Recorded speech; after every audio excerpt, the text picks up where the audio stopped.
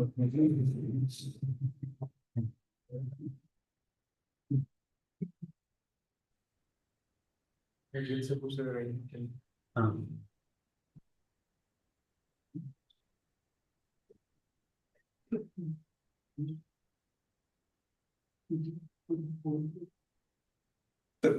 can we start now? You ready? Yeah, sure. Okay, so we are very happy to have Gil Cohen today. So he's a professor of computer science at university. Before that, he was at Caltech and Princeton, and even before that, he did his PhD at the Weizmann Institute, advised by Ranras. He works on a variety of topics, specific like the explicit constructions, pseudo-randomness, de-randomization, coding theory. And today he'll be telling us about analyzing zigzag curves analytically. Yeah, okay. So, hi everyone. Thanks for the invitation. I wish I could have joined you physically, but yeah. So I'm going to talk about a joint work with two of my students, Zig-Zag and Gal Maor. I think of this talk essentially as one example of a more general thing that I would have want you to be excited about maybe, and see if you find it interesting to think about it on yourself. Okay, so throughout the talk, please ask me any question you'd want, and so forth, of course. So I'm not sure what's the background in spectral graph theory, so let me just do a crash course on expander graphs and spectral graph theory. But again, do ask any questions if you feel like it's too fast. So essentially, spectral graph theory is a method for trying to understanding a combinatorial property about graph using linear algebra and results and techniques that we have from there. But more precisely, the procedure that you have in mind when you do spectral graph theory is the following.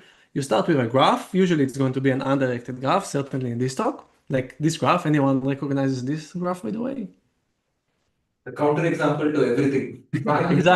Exactly. Also known as a Peterson graph, but that's a counterexample for everything. Exactly, yes. It's a great graph to have. Very symmetric, too symmetric.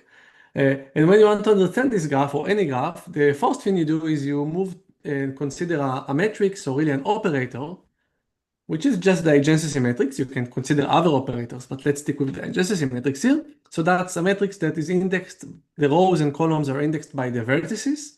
So we have 10 rows and 10 columns here. And you have 1 or 0 indicating whether you have an edge between the corresponding two vertices. You can have weights also, but let's stick with non-weighted graphs. And that's not a big jump. That's nothing. But what's really nice is that if you started with an undirected graph, then this adjacency matrix is going to be symmetric. And we know from linear algebra, if you remember, that symmetric matrices and generally even more generally normal matrices, but symmetric matrices, you can find a orthonormal basis for the space that's composed of its eigenvectors. So that's the picture here. So any normal matrix, that's actually the definition of a normal matrix essentially, has this property. So you can find basis of eigenvectors for the space, eigenvectors of the matrix. What's special about symmetric matrices in particular is that the corresponding eigenvalues are real values. So really, any graph hides within it a coordinate system, namely the orthonormal eigenvectors, and from this perspective, the operation of the graph is very simple. It only stretches or maybe reflects because the lambda i's, the eigenvalues could be negative on that corresponding axis. Right, and so, more generally, the spectral decomposition theorem, or put it differently, the adjacency matrix can be written as the sum of rank 1 matrices. These are the projections, psi I, psi transpose. These are the projections to the corresponding eigenvector, psi I. So any vector that you're going to multiply from the right here, the matrix is going to be operated over on. You just project that vector to psi I and stretch accordingly. Okay, so if you think about it for a second, the standard basis it doesn't care about the graph. It cares only about the vertices. You have one, E sub u for every vertex u, and the orthonormal basis actually encodes the structure of the graph, the edges as well, right? Because this heavily depends on the entire structure of the graph. So that's the right basis to work with. And what's interesting about spectral graph theory is that it tells you, you know what, forget about the entire structure. Just consider these lambda i's, these eigenvalues. These are real numbers, so we can order them from lambda 1 being the largest to lambda n being the smallest. N is the number of vertices. That's called the spectrum, and spectral graph theory tells you, you know, let's filter out all of the information, consider only the spectrum, and say what can we deduce combinatorially about the graph from the spectrum. So that's really the gist of spectral graph theory. And the cool thing is that it works. I mean, you completely ignore the eigenvector structure. Usually you kind of ignore them in spectral graph theory. And you want to look only on this information about the graph, this kind of spectral or algebraic information, and see what you can say about the graph. Any questions so far? Yes. So you can permute the vertices of the graph. That wouldn't change the eigenvalues, I suppose. But are you losing more than that? Right, yeah, good. So permutations won't change the spectrum, and actually we are going to use that. It's the same graph, it's just an isomorphic copy to that, really. But there are graphs which are not isomorphic. There is no, well, I'm not going to really define it, but there is no isomorphism. There is no just change of labeling between them, but they do share the same spectrum. So the spectrum doesn't encode the graph, which is also good because these are called co-spectral graphs. They have the same spectrum. These are good because, I mean, we don't want to have all the information. You want to have some like sufficient information to study this kind of beast huge graph. So it's actually nice that some information is get lost, I guess, but turns out that the spectrum does give you a lot of information about the graph, even though it cannot distinguish two different graphs. Yeah, that's a great question. Great. So let's see what do we know. So here above, it's just what we had in the previous slides. This is the spectrum. And for this talk, we are going to consider only D regular graphs, namely graphs that every vertex has D neighbors. It's not, I mean, it's not a big deal. You can always normalize. So let's consider this simplification. For the purpose of expanders, for example, this is essentially without loss of generality. So, and it turns out when the graph is D regular, then the largest eigenvalue is precisely D. And there is a sense in which lambda 1 captures the maximal degree or the average maximal degree and so forth. So the largest eigenvalue seems to capture the degree, something about the degree distribution, and if the graph is irregular, only the degree, the regularity. So it's not really interesting. That's what I'm saying. You don't really need to do the whole spectrum thing. You can just look at the graph, you know it's D. And another thing that's known, I mean, this requires some little bit of proof, but it's not hard, and we're not going to do it, of course. Another thing that's known is that lambda n, it could be negative. It's kind of typically negative, but it's not that negative. It's at least minus lambda 1. So in absolute value, it's at most lambda 1, which is always positive. Okay, so the whole ballpark of the game, the spectrum sits between minus D and D for the regular graphs. Okay. It must be negative, right? Because the sum is 0. Right, so if there are no self-loops, and let's assume there are no self-loops, then the sum is 0, exactly. Yeah, good.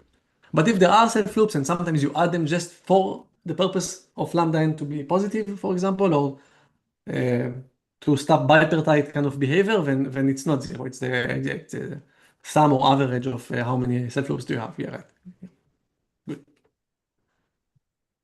Good, you already did the trace thing, right? This is just what you did at this point. Yeah. Yeah, but I'm going to ignore it for the moment. Good.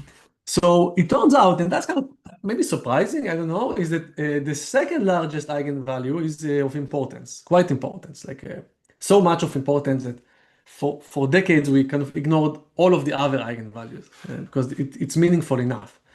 So it turns out that, as I said, lambda 1 is D, lambda n is at least minus D. So it turns out that the gap between lambda 1, D, and lambda 2, the bigger it is, the better the graph is in terms of applications, or the closer it is, the more pseudo-randomness it is. The more pseudo-random it is. That's what I want to say. I want to say it more. I will elaborate it in a second, but it turns out that you want lambda 2 to be much smaller than D, as smaller as possible. In fact, you also want lambda n to be bounded away for minus D sometimes. So what you really want is, okay, the game is between minus D and D, and lambda 1 is always D. You want all of the other eigenvalues to sit close to each other, or you want them to be far from the edges minus d and d, so you want them to be close to each other. Why do you want that? Well, there are a couple of theorems that I'll mention briefly. Each of them either requires both lambda 2 and lambda n to be farther away from the edges, or only lambda 2. These are called two-sided and one-sided spectral expanders. And the key thing is that we only care about that. We don't care about where lambda 3 lives and so forth. Okay? So anyhow, this leads to the definition of lambda sub g, lambda of the graph, which is exactly what I say. It's the maximum between lambda 2. You can put absolute value in lambda 2 if you want, but it's generally positive. And the absolute value of lambda n. And that quantity, you want it to be small, you want it to be much smaller than d, and that's called the spectral expansion. The gap is d minus that, but let's just keep with spectral expansion. Okay, so as I said, if lambda g is small, then good things happen. Like you have immediately edge and vertex expansions, which are the older and more classical notion of expansions. You get all kinds of derandomization primitives like the expander Chernoff bound, the expander Hippie property, the expander mixing lemma, random walk mix quickly as they should, and so forth. So really, the random walk behavior and so forth, but also other form of expansions are guaranteed and sometimes are equivalent. They are equivalent, but with some losses, to saying that lambda g is being small. This is the Chigger inequality, for example, if you heard of it. So I don't want to get into that, but I just want you to know that we really want lambda g to be small. That's what I want to say. Is that okay? Yeah. Okay, good. So how small can it be, or more precisely, given the degree, how small can it be? Because the larger the degree, the more graphs you are considering, and also the degrees captures in a sense the cost that you are paying. Higher degree, the graph is requires more space to store. It requires more randomness to sample in order to do a random walk and so forth. So it's really not a question about how lambda can be small, but in terms of the degree. What's the relation between lambda and the degree? And it turns out that the magical number is 2 square root of d minus 1. So in what sense? So there is the Alon-Bopana bound that tells you that you can't get graphs, or you can only get finite amount of graphs, finitely many graphs, for which lambda g is smaller than 2 square root of d minus 1 by an epsilon of your desire. So if you fix epsilon, there are only some f of epsilon graphs, in particular graph sizes, that allows you to beat this 2 square root of d minus 1. So that's in a sense, asymptotically, that's a lower bound. You can't go below. Lambda g is at least 2 square root of d minus 1. But that's the right number. So it turns out that there are d-regular graphs that achieves lambda g being at most 2 square root of d minus 1. And these graphs, for historical reasons, are called Ramanujan graphs. But this is a cool name, so we all like it. This is because of one construction, like a great construction that was suggested initially. So Ramanujan graphs are extreme in this sense. The eigenvalues are far from the edges, and I won't get to tell you too much about the Alon-Bopana bound, but essentially what you can kind of easily show, maybe not the 2 square root of d minus 1, but what you can easily show that eigenvalues tend to repel each other. They don't want to sit close to each other. If you have some background in physics, it makes sense. And therefore, it's hard for them to sit like too close to each other, too far from the edges. And turns out that I don't know, by kind of energy arguments, you can show that 2 square root, some square root of d is the right answer, and 2 square root of d minus 1 is the actual right answer. Anyhow, so these Ramanujan graphs were actually, this is kind of a weird thing in pseudo-randomness. I mean, if I view this as part of pseudo-randomness, usually when you define a pseudo-random object, like an extractor or sampler or what have you, it takes decades from the time you prove easily via the probabilistic method that the object with this and that parameter exists, but you don't know how to construct it until comes the point that you know how to construct it. And actually, there are only very few examples where you actually know how to match the probabilistic construction. So typically, the probabilistic construction gives you the numbers, 2 square root of d minus 1, for example, and then you'll have to be quite ingenious to figure out of explicit construction. Here it was the other way around. So from the first paper about expanders, I mean, expanders were there implicitly. But from the first paper about expanders, in some sense, definitely on Ramanujan graphs, this is the Lubotsky, Philip, and Sarnak paper from 88. They just kind of immediately gave a construction that achieves 2 square root of d minus 1. It's remarkable. It's an amazing paper, but it's kind of deep. It uses very deep results, and also the connections from these deep results to the graphs themselves are highly non-trivial. So this is like it requires a lot of knowledge, and I'm telling you that because in computer science, especially in pseudorandomness, but also in coding theory and so forth, you don't really just want a graph. You want to have the graph and add some feature to it and play with it and make it do something else on top of just being an expander. So that was a problem for many people because these are beautiful objects, but it's really hard to play with them, even though in recent years people have succeeded in doing so. But for quite some times, the LPS construction was like a museum art thing. You look at it, you enjoy it, you can give a 1-year course on it. I did it, it's amazing, it's fun. But then once you want another feature of it, then that's it. You have to talk to either LP or FS to do it. Okay. And at the same time, by the way, Margulis gave also constructed Ramanujan graphs in a somewhat different construction. And actually, we don't know that a random construction works. I mean, now we do, like literally like 4 months ago we do, but we didn't know for quite some times, the slides are prior to that a random construction, I mean, we see in experiments that a random construction gives you a Ramanujan graph. You just sample a deregular graph under some distribution, and you see that you don't always get a Ramanujan graph, but there is some positive probability in which you'll get one. Turns out the actual probability, depending on distribution, but the actual probability is, for some distribution, is like almost 70%. So being Ramanujan is quite typical, but not that typical. It's not like 1 minus little of 1.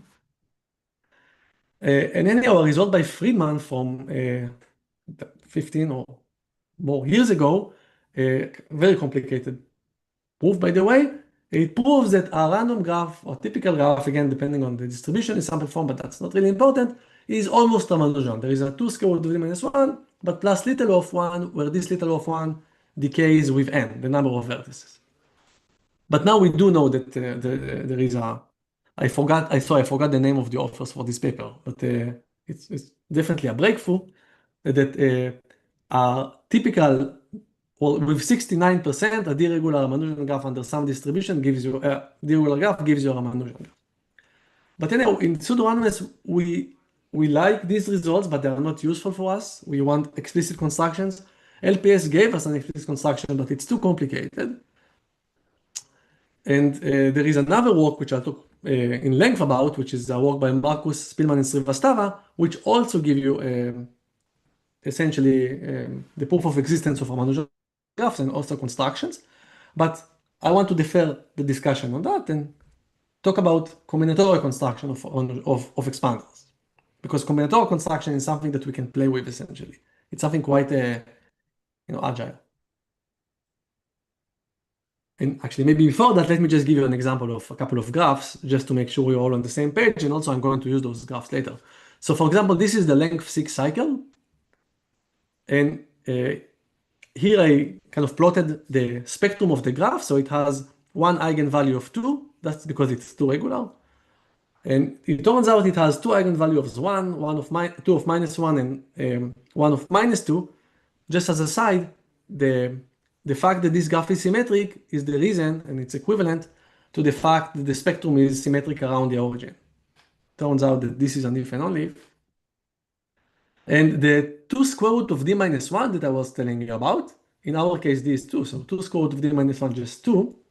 So I told you that all eigenvalues sits outside of this yellow area. They have to be in absolute value larger than 2 square root of d minus 1. But here the graph is so small that it kind of doesn't care about our Alon-Bopana bound, and actually all the eigenvalues sits where they shouldn't. That just being a small graph, so the little of 1 there is actually large. The Peterson graph, for example, because of its many symmetries, it's actually a special case of a strongly regular graph. These are essentially graphs that have 3 distinct eigenvalues. So you can see here, because of so much symmetry, it turns out that there is so much multiplicity of the eigenvalues the eigenspaces are huge. And so here also, again, except for 3, all the eigenvalues sit where they shouldn't, 2 square root of d minus 1. And as I said before, when we talk about constructing graphs, there are maybe 3 types of methods. One is the number or group theoretic, which is essentially the LPS construction, Margulis construction, some other variants of those. These give you Ramanujan graphs, like explicit, even strongly explicit Ramanujan graphs. These are amazing. I mean, the only thing we don't like about them really is the fact that it's hard to play with them. There is also an issue that they don't give you a graph of every degree because you need some group structure to appear there, and the degree is always a prime plus 1 or a prime power plus 1 and so forth. But you know, you either care about that or you don't, but that's an amazing construction. Then came those combinatorial construction. Well, I can't just really say combinatorial because the definition is linear algebraic. So like lambda is something about the spectrum. So I say combinatorial, but I mean combinatorial in the construction, but linear algebraic in the analysis. And this, I mean, the jewel of those is the zigzag product, I think, by Rengel, Vadana, and Wigderson from 20-something years ago. So the zigzag product is a primitive out of 3 primitives. The other 2 are well known. So that was the missing primitive, which allows you to construct graph expanders combinatorially. So not Ramanujan graphs, but definitely good expanders. We'll talk about the zigzag and I'll tell you what's the role it plays in the construction. But you should think of it as quite an ingenious combinatorial construction that's used as a part of a combinatorial construction for expanders. A year after it was released, Reingold used the zigzag product not for constructing expanders, but for transforming in bounded space, in a sense, a given graph, any given graph, to an expander, in some sense, and using that, he proved that SL equals L. So that's kind of what I try to say. In pseudoanalysis, you don't want the graph construction, you want the techniques, and so that you can do other things you care about, the randomized stuff and so forth.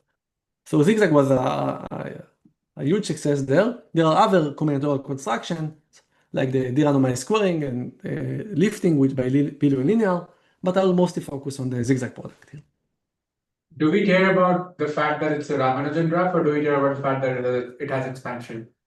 Right. So we definitely prefer to have Ramanujan graphs. Okay. But yeah, so yeah, I mean, some applications don't really care, depending on whether that's the bottleneck or not. But yeah, we definitely want Ramanujan graphs. The thing about the Zigzag is that it gives you expanders. These are not Ramanujan graphs, and probably they are not Ramanujan graphs. This is part of this work.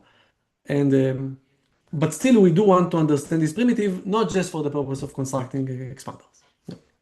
Also, would it make a difference if suppose I have a bound of 3 square root d minus 1? No, I don't know of one application. Really, that's a good question. That the 3 square root of d, if you only go to 3, then forget the minus 1 even, that O of square root of d won't be as good as 2 square root d minus 1. There is one such construction of, I think, unique neighbor expanders, but then it was subsumed anyhow. So now I really don't know of any construction that requires Ramanujan's. That's true. Yeah. You do care about the exponent of d, like d to the 1/2, whether it's 2 times that or 5 times that, doesn't matter. But the exponent is important in some applications, in some it's not really important. Okay. Right. Yeah. Good. Any other question? Okay, so for quite some time, we had only these 2 things, like the museum piece of art, and also Zigzag is kind of a museum piece of art, but it's something that you can play with. So it's not, by definition, it's not a museum piece of art, I guess. It's just a piece of art. But then in 10 years ago, Marcus Spiller and Srivastava, in a sequence of works, used, and I'm not sure how to define it formally, but other methods. So we call it analytic methods. I'll say what I mean by that. But they used analytic machinery. Essentially, they took free probability theory, which is a kind of a young mathematical research field, and they adapted it to graphs. It doesn't suit graphs. It requires like infinite dimensional operators. I'll mention that later. But anyhow, they use this kind of very different type of mathematics to prove the existence, which is not easy by itself, of essentially Ramanujan graphs, but are really one-sided Ramanujan graphs. They could only control lambda 2 and not lambda n also. Or if you want, you can talk about bipartite Ramanujan graphs, which you need to define, but it's essentially what you think. And they were able to prove using these techniques that there are Ramanujan graphs for every degree. This is something that LPS couldn't do, for which there are Ramanujan. So you get the bound of the 2 square root of d minus 1. And then Michael Cohen actually used their construction, used their proof and made a construction of it. Okay, he showed how you can construct bipartite Ramanujan graphs. Yeah. So I don't want to go into the details, but the construction here is weakly explicit. Namely, you can generate the graph in polynomial time in the graph size, where LPS and Margulis and so forth, it's strongly explicit. It's much better. It means that you can, given the name of a vertex and the number, the neighbor number 5 or 2 or 7, you can generate the name of that vertex. So this means that you can work in graphs that are exponential in the problem size that you have, which is sometimes really important. Sometimes it's not. So these are explicit constructions, but they are less explicit in a sense. But anyhow, what I really care about is this kind of new tool. It's a really heavy. This is my notion of a hammer here. This is a really heavy hammer that you can use, and for quite some time it was again this kind of art museum thing. It's really an amazing mathematics, but we kind of didn't know what to do with it other than proving the existence of Ramanujan. And what I'm going to talk about today, and this is kind of the general thing that my student Gal Maor works with, and also Gil Cohen, is trying to actually understand the combinatorial constructions, like the Zig-Zag and so forth, but also other combinatorial operators, not just constructions of graph, using the analytic techniques. Okay, so MSS introduced the analytic machinery to analyze one combinatorial construction, which we'll talk about, and turns out that it's actually much wider. You can do a lot of stuff with it. You can understand things that I don't know how to understand combinatorially, and you'll see what I mean. Okay. So Like historically, so MSS also is sort of like it's like an analysis of BL, right? Of lifting, like of the second one here. So is that also like a way of like analyzing the combinatorial thing analytically? Like, so is it fair to say it's like an analysis of lifting in some sense, or? So if I understood the question correctly, I view lifting as a purely combinatorial construction with a purely combinatorial analysis. No, but as an MSS, Right. Okay. Yeah. Good question. Yeah, right. So there is a paper I like to call pre-MSS, which is the same author as MSS, but I view it as a pre-MSS because they had 4 papers. Yeah. The first one, right, exactly. Sorry, the first one was about lifting, and it didn't use the analytic machinery. They did develop the interlacing polynomial method, which was used as part of for analyzing the other 3 papers. But actually, that's for me, it's like the the black sheep of the family. We don't like it. I mean, it's like it's the wrong paper. It's like it's a great paper, but it doesn't use for the other 3 papers. They really needed the free probabilistic arguments, which they kind of bypassed or side. Yeah, good. Yeah, I forgot about this paper. I kind of good. Right, but I'm not referring to it. Yes, exactly. I think it was maybe a year before or something. Yeah, 13, I think, 13, 14 something. Yeah, okay. It's a great paper. It also the ideas were required. Actually, a lot of stuff. It's kind of funny if you go over Spielman's work. So there is another paper of him. I don't remember with who. There are a couple of papers in which they kind of started to develop what they later called finite free probability. They kind of rediscovered the Cauchy transform. They didn't call it like that, but when they understood so there was a kind of I don't know where to actually draw the line where it started. Yeah, back means yourself. Is that back Yeah. twice Ramanujan? Twice Ramanujan's falsifier, is that the one? So I'm not sure. Yeah. I think that was the first one to use this kind of Caesar's transform thing with this potential function argument. Yeah, exactly. Yeah, that's paper, right, for specification, right? For deterministic specification. Yeah, exactly. They use the Cauchy transform for as a potential for lower and upper bounds on what the spectrum is. Exactly. Yeah. But they didn't call it like that, and I don't think they even knew it's that. I don't know. They were smart enough to just like reinvent Cauchy's transform for their reason. Yeah, it's funny to see that in retro, but yeah, okay. Yeah, so what I want to do now is to tell you about what is the zigzag product, and then to talk about how to view it analytically. So what the analytic machinery tells you about the zigzag product. So yeah, but if you don't mind, I'll just the air conditioner kind of stop, then I'm just going to press it. Yeah. Sorry. When it doesn't detect movements, it just stops. It means I'm just too low key in this stuff. Yeah. Yeah, good. So the zigzag product, that's an amazing product, actually. You look at it and you say, it's how wasn't it discovered before? So the zigzag product is a product that takes two graphs, a huge graph, G. I call it the ambient graph. You don't control it. It's something that sits there. In construction, it's something that you got from recursion or something like that. You don't really have much control over it. But it's a graph on n vertices. N is huge, and you know it's the regular. And it also has a gadget graph. So the zigzag is G zigzag H, and H is this gadget graph in the good sense. That's something you control. You want to choose carefully. And this graph has size, which is the regularity of the large graph. So it's a D vertex graph. And let's say it's C regular.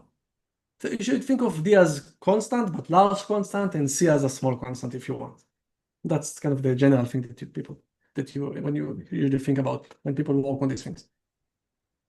And the zigzag product is another graph. It's going to be a graph on n d vertices, and it's going to be C squared regular. And the point is that I don't really care about the fact that the graph grew. It's okay. But I really care about the fact that the regularity is completely independent of the degree of the original graph. So that's a way to kind of do a degree reduction independent of the degree you started with. The dependence only comes in the gadget graph size, which does affect C in a sense, but still it's independent of that. So how does the product actually looks like? What's the new graph? So you have ND vertices. It kind of suggests that every original vertex is now being replaced by a copy of H. So that's like what I did here. I kind of fudged away the vertex that was here, and I put instead this copy of H here, and I did that for every other vertex. But also because the graph size of H is the degree or regularity of G, you actually also identify every vertex of H in every copy, like in this copy, every vertex of H with an outgoing edge from that vertex that you fudged away. And you can do it in any way you want. You don't have to, you can like, I mean, vertices have names. So this is 1, 2, 3, and 4. You can maybe choose to identify this vertex 1 with this edge and so forth. So I kind of chose one way of doing that in this picture. But everything is so symmetric, you don't even see the difference. So this is how you get the vertices. Instead of, you have what's called the clouds of H for every vertex of G that was there and is not there anymore. Now, what are the edges? So I tell you who are, I'm going to tell you just who are the neighbors of this guy, and then you figure out what are the edges because it's all the same. So in order to start from this vertex, I'm kind of assuming you see the cursor, right? Yeah, yeah. Yeah, you can see the cursor. Yeah, exactly. So the neighbors of this vertex are obtained by doing a yellow, blue, yellow path. That's a zigzag. So you do a yellow path. The yellow and blue edges, I should say, there are the edges of the original graphs. They don't appear anymore in the new graph. I just put them kind of, again, fudged away just so to illustrate how the new edges are being constructed. So the black are the only edges that you have. So starting, for example, from this vertex, you have 4 neighbors because you have to do yellow, blue, yellow paths. And when you come to do a yellow path, you have 2 options here, or C in general. So you take one choice, for example, you go right. Then you are kind of forced to go through this blue edge, And then again, you have C, or two in this case, choices. And every vertex you can arrive using this procedure is a neighbor of this vertex. And note that this is undirected, because if you could arrive from here to here, you can arrive from here to here as well. So you really get an undirected graph, ND vertices, and it's C-squared regular. The real question is what happens to omega of this graph, to the spectral expansion of this graph. Right? So, because I mean, that's a nice operation for constructing a graph, which is whose degree is smaller, but you can figure out other ways of doing that, like taking the empty graph completely, it's going to be zero regular. You do want to preserve expansion. So it turns out that I mean, the main theorem of Reingold, Vadan, and Wigderson is a way of bounding the spectral expansion of the graph. But because we are working with graphs with different degrees, one with degree C, one with degree C D, and one with degree C squared, it's better to normalize the spectral expansion, just divide by the degree of the graph. Now it's a number between 0 and 1, it's between 0 and the degree, or maybe 2 square root of d minus 1 to d. But so what they proved is that if you started with a graph which is on n vertices, it has degree d, and its spectral expansion is denoted by omega g, which is just lambda g divided by d. And same for h. H was a C-regular graph with spectral expansion lambda h, but let's call it omega h, let's divide by c. But what they prove is that the omega, the normalized spectral expansion of the zigzag product, is at most the sum of the spectral expansions. They actually proved a better bound, but a slightly better bound in some other regime, but I think that's the key takeaway from the construction and the analysis. Okay, so that's a kind of a fantastic result, because it works for every G and every H, and you get a bound. And typically what happens is that in the recursion, you make sure that omega G is small, and you just choose your gadget so that omega H is small. And then you keep you decrease the degree size, the regularity of the graph, and still maintaining expansion. And then you can do it again and again, using two other primitives. I don't want to get into it, but the tensor product and squaring, and you can get a construction of expanders, not Ramanujan, but expander graphs this way. But omega h here is independent of n, right? So why is it? I thought you wanted a bound that was decreasing with n.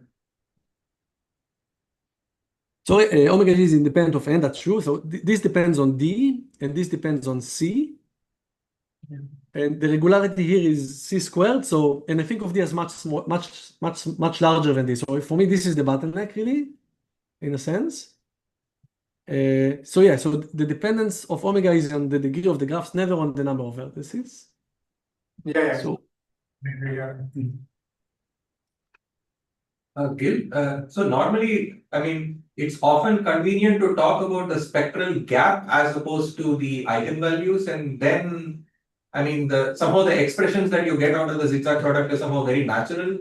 But I mean, is there a reason why it's actually more insightful to work with the eigenvalues as opposed to the gap? right, good. That's a good question. So right, so if you write, okay, so I think it mostly depends on where you think omega lives, whether it's close to 0 or close to 1.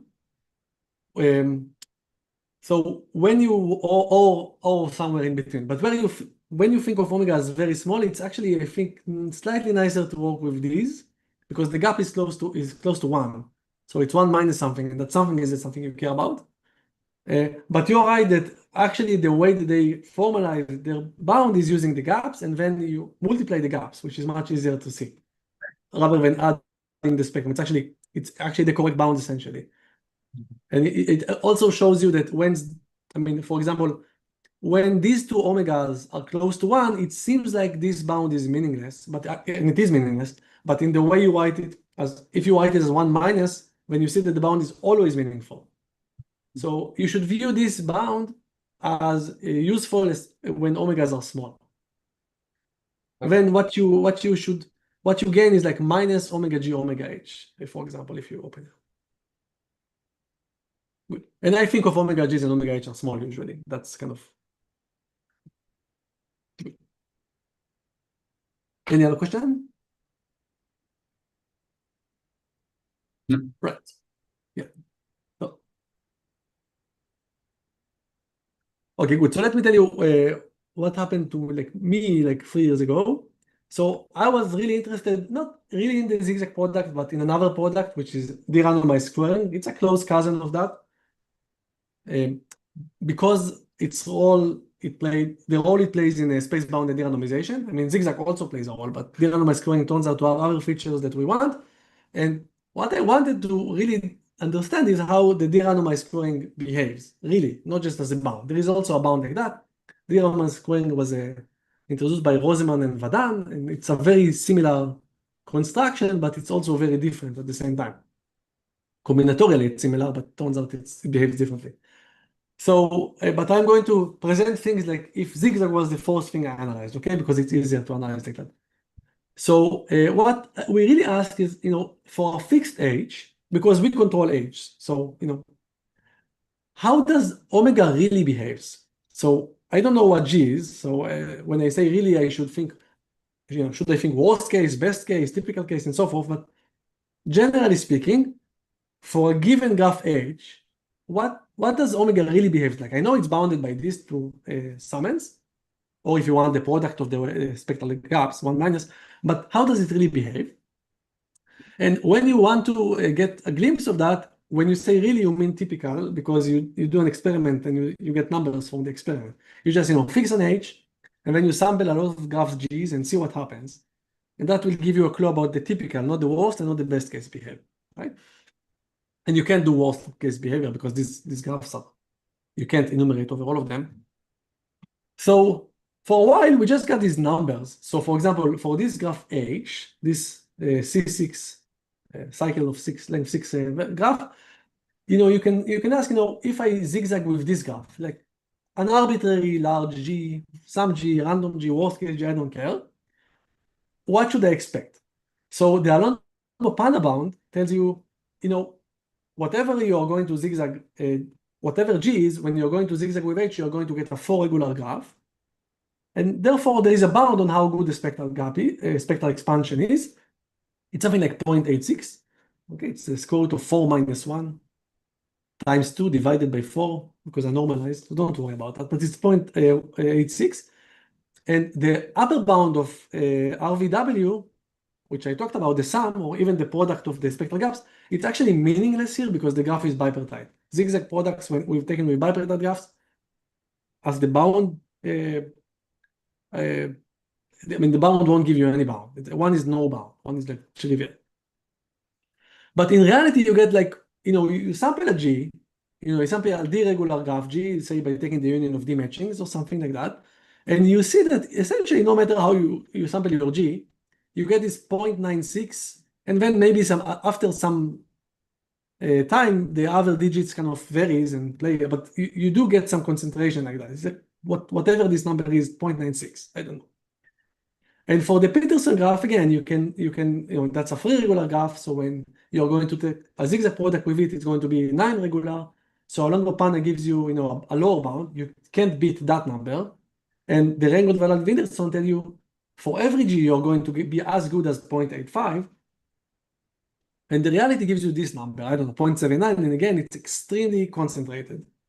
I mean, we never saw examples in which once G is like 100 vertices, you don't see any movements in the first 2 vertices in reality. So just to confirm, Gil, you are zigzagging like Peterson with a union of D-random matchings, right? Deregular. Right. Yeah, exactly.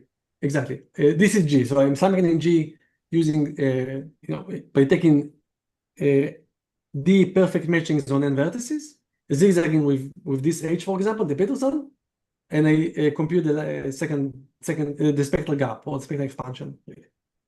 Yeah, and I get these numbers.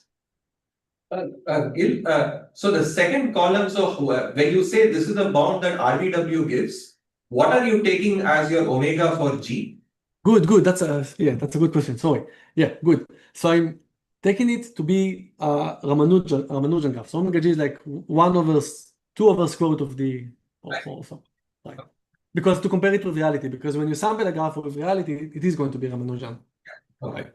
But really, good. But really, you almost don't see it. So even if you ignore omega g, it's really omega h that kind of, depending on the graph size. Once h has degree which is much smaller than its size, which is not the case in these two graphs, then it doesn't really matter, but I did take it to be omega g. And I used the actual bound of, not the sum of two omegas that I showed you. I actually used the right bound that they get, which is slightly better than the sum. Just to see maybe that's the difference from reality. Good. So I guess we have 10 more minutes or so? Or maybe less? 15 more minutes. 15? 15 Ah, more. 50. Wow. Amazing. Yeah, good. So good. So actually, I mean, Gal was a new student, a PhD student, and I told him, let's just see. So he, wrote code. I don't know how to write code. So he wrote code, and he kind of cooked up these numbers, and we looked at it, and okay, I don't know what to do with those numbers. I mean, you can look at them, but I mean, the real thing we wanted is the thing that we really wanted was, some algorithm that takes the graph H and produces the number. And yeah, and we had a hunch that these free probability tools would be of use, and actually they were. So what you can show is that this 0.96, there is a theorem that I'm going to mention in a second, but it produced this number.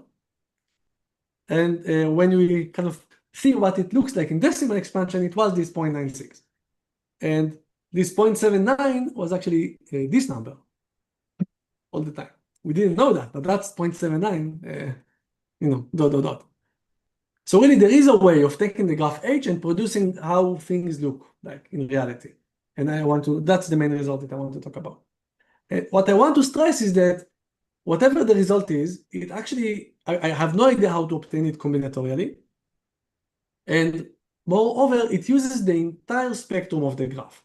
So in the bound of RVW, you bound omega of the zigzag product using the omegas of the graph. But I mean, it should be clear that the entire structure of the graph should somehow be there. The graph, it's not only the spectral expansion that determines the spectral expansion of the resulting graph. And here we're using the entire spectrum of the graph, but not the graph itself, only the spectrum. Okay, but it turns out to be tight, by the way. So, okay, I'll talk about it. So what's the main result? This is the fourth part of the main result. And in a sense, it's a best case result. Even though the experiments were typical, what we are seeing is the best case result. The fact that they are equal is kind of like the fact that the best Ramanujan graph is also essentially the typical one, but don't worry about that. So the main theorem is that essentially for every C-regular graph H that you will take, there is an asterisk because there are like 3 families of classes which we know how to classify and understand, which the theorem doesn't apply to, but they are simple graphs, like when H is a matching or union of triangles or something like that. Don't worry about that. We know how to classify that, so don't worry. If you have a counter example, don't worry, it's false. But anyhow, for every C-regular graph H, and for every D-regular graph G, so for every graph G, in that sense, it's the best case scenario. You can do better than that. Then omega of the zigzag graph is bounded from below by something. And that something turns out to be the following kind of slightly weird thing. So it turns out that it's related, or it's bounded by the minimum of some function at some interval from c squared. C squared is the degree of the resulted graph. And this function, this z of h, z sub h, is this function you see below. So I don't know, I mean, we can read it. So it's x over c squared, square root, minus, and then you have this d over x times h over h prime. H is the characteristic polynomial of the graph h squared. So just, the polynomial whose roots are the square root of the roots of the eigenvalues of h, and h prime is the derivative. So it turns out that this kind of, if you look at it, I mean, it's look weird, but this is kind of, in a sense, an analytic manifestation of the zigzag product. I mean, this function encodes the information about how good omega can be when you zigzag with h. And it's tight. So now here in the smaller font, we have what I showed before, but the bound is one-sided tight. So I only know to bound omega 2 and not omega n. Namely, for every h, and for every n, you can generate, actually, you can prove the existence. I don't know how to find them, but you can prove the existence of a graph on n vertices, which matches this bound. So, but at least in omega 2. So omega 2 is bounded by the same quantity which bounded you from before here, from below. So this really is, in a sense, this is how the zigzag product looks like analytically, in a sense. And let's see an example, just, I don't know, to see it in action or something. So for example, in the length 6 cycle, this is the function in general. For the length 6 cycle, h is this polynomial, right? You just take the monic polynomial whose roots are the square root of the spectrum of h.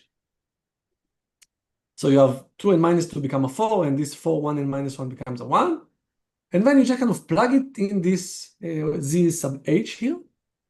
And if you plot it, it looks like that. And the theorem tells you should minimize from c squared onwards. So here c is 2, c squared is 4. So when you minimize from 4 onwards, turns out that it's minimized at 3 plus square root of 3, and the minimum is this number that was the point, I don't remember, 79 or something that was from before. And for the Peterson graph, it's just kind of a maybe slightly harder calculus exercise, but still something that you can just do.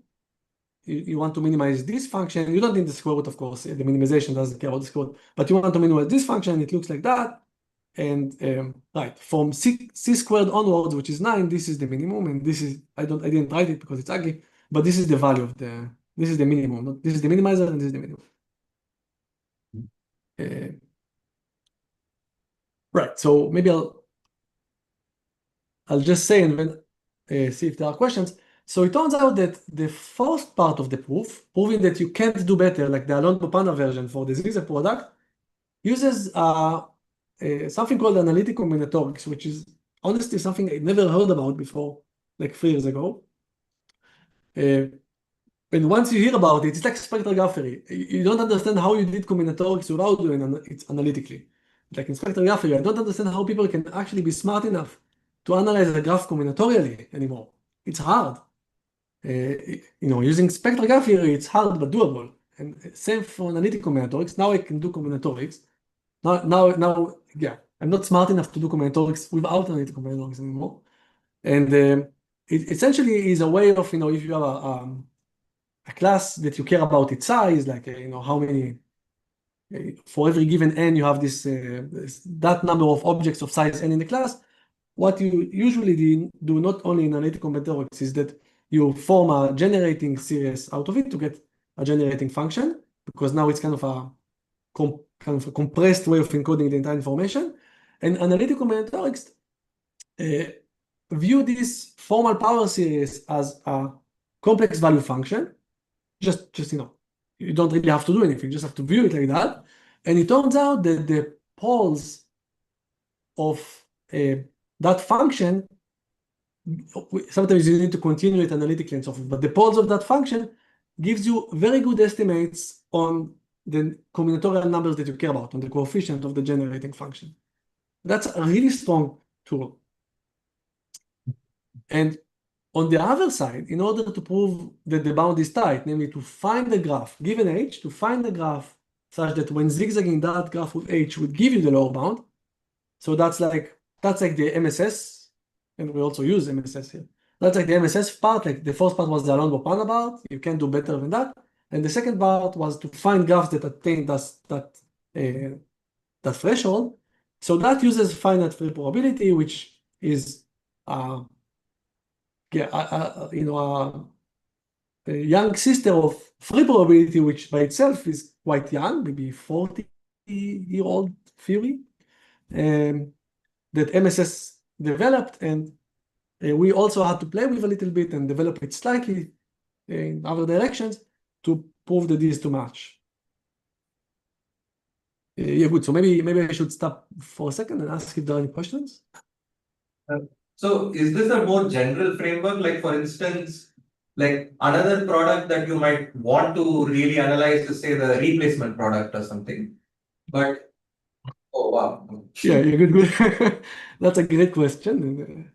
Yeah, good. So it's Right. So I just show you how to analyze the Zig-Zag product, and then thank you for that. So the replacement product is the one that we analyze actually. Actually, we analyze this afterwards.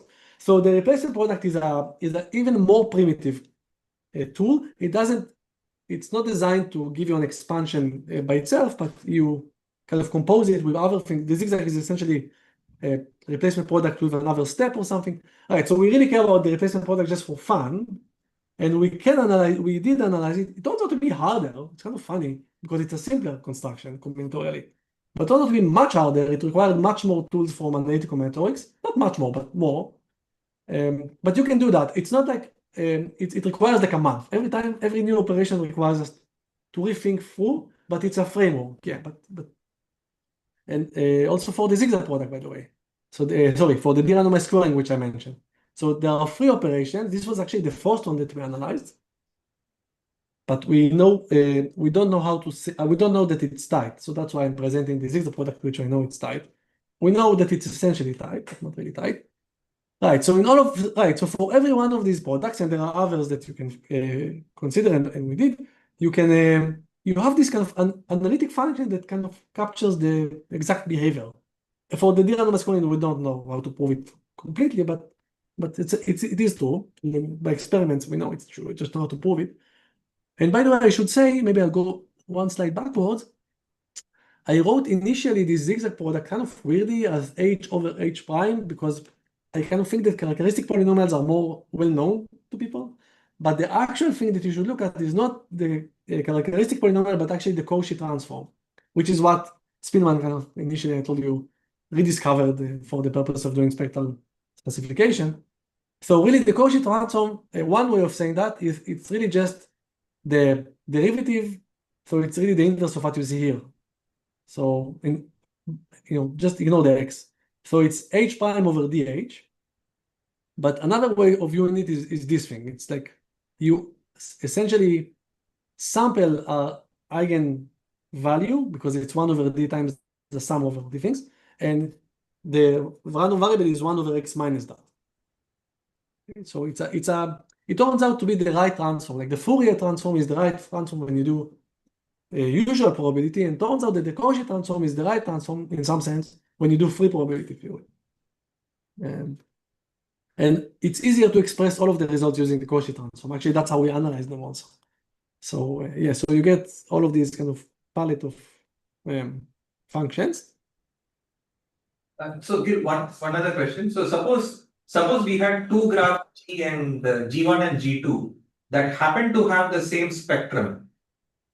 Is it the case that taking a zigzag with respect to H will somehow result in the same spectrum for both of them? I mean, right. I don't think so. So in fact, there is also an important, one thing I kind of hidden here because I didn't want to overcomplicate things. It's also important how you identify. So if you go to the picture when defining Zig-Zag product, I hinted it a little bit, is how you identify the vertices of H with the edges leaving G. So here I did all of them the same. So if there are names 1, 2, 3, and 4, you could do here 1, 2, 3, and 4, and here you do maybe 3, 2, 1, and 4. And that will actually, this kind of wiring, even for the same graph G, will affect the result. But if you will do for 2 Gs the same wiring, you won't get the same. You won't get the same bound. Generally, right? no, but the expressions only care about the characteristic polynomials, etc. Right? So right, because so the quantitative is that it works. The bounds work for all G. So, but for some Gs, it could be worse. I see. Okay. Yeah. And it also depends on the way you wire them.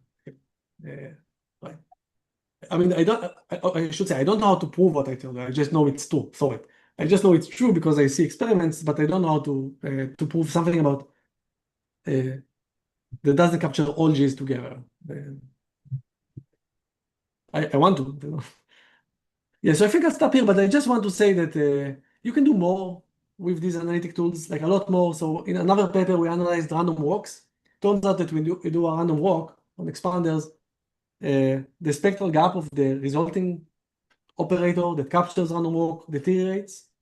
the 2 squared d minus 1, the fact that you have a 2 there is exponentiated by the walk length, and it causes some trouble in construction, for example, of small bias sets and so forth. So it turns out that you can think of kind of ideas of how to reduce that cost from exponential to linear. I don't want to get into it, sorry, but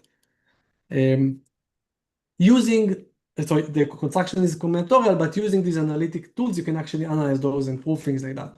And you can do more things. For example, in a very recent paper, which we are going to upload maybe today, we constructed like we proved the existence of ultra sparse expanders. So these are graphs whose average degree is 2 plus epsilon. So it's kind of almost 3. But you still want to ask, I really care about the edge budget. So can I get expansion, and what's the expansion in terms of epsilon?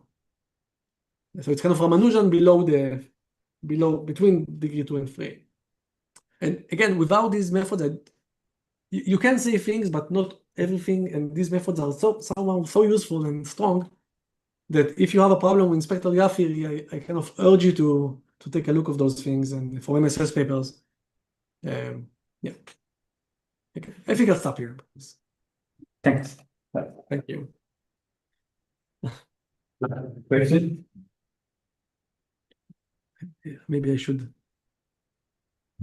So does this does this hint towards a possible product that will get us to Ramanujan graphs or something? Like, for example, can you use these techniques to discover, I don't know, products that are more amenable to your analysis, for instance? Yeah. Right. Yeah, good. So actually, while we know how to show that the zigzag product won't give you Ramanujan, we know how to show it using these techniques, but then we figure out we can also show it elementary. It actually stuck exactly where RVW got to. So the RVW actually is tight. For the derandomized squaring, you can get Ramanujan graphs, which is amazing. It was very surprising to me because it's very similar to the zigzag product. So I still don't quite understand what's the difference. Right. Yeah, so we didn't think of other operations because of that. But yeah, but you can think of other things you can do. So like constructing graphs is like one way of doing it is taking the union of matchings. So that's summing the edges matrix. Taking a random walk is multiplying graphs. So that's the rotating example. And once you have those, you have polynomials in graphs, and you can do all kinds of stuff. And that's what we're trying to kind of push to see. Yeah.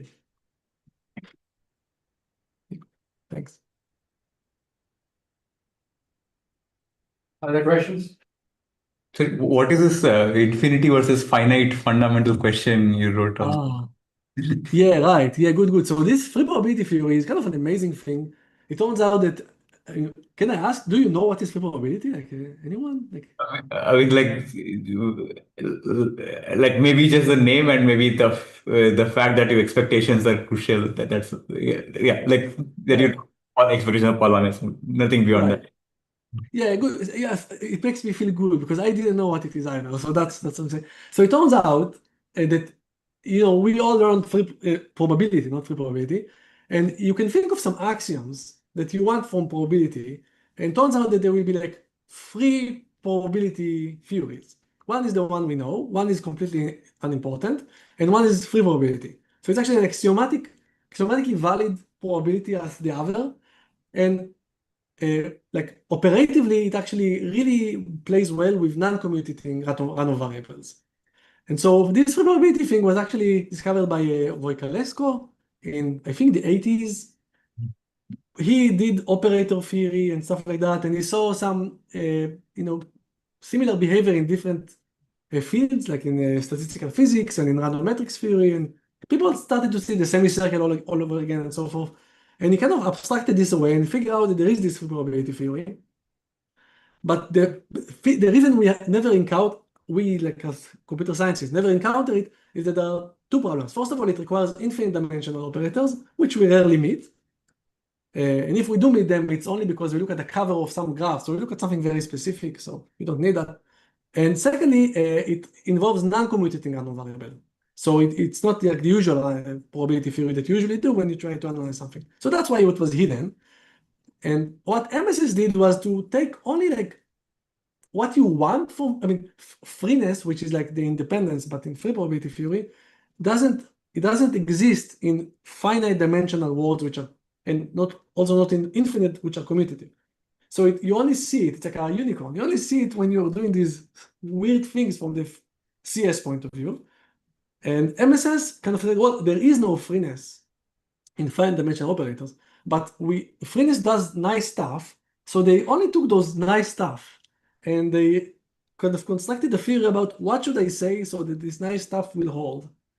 And that's this finite free probability. So the infinite versus finite is like, I'm not sure. I mean, I would have never been able to do what they do, but I really want a reduction to free probability and not to construct a whole theory anew. Because the free probability itself is much stronger than finite free probability. It has much more tools and so forth. So this is the thing I hinted there. Yeah. If you're really interested, I gave a course about that, and all the videos are on YouTube. You can see the videos in English, in my English.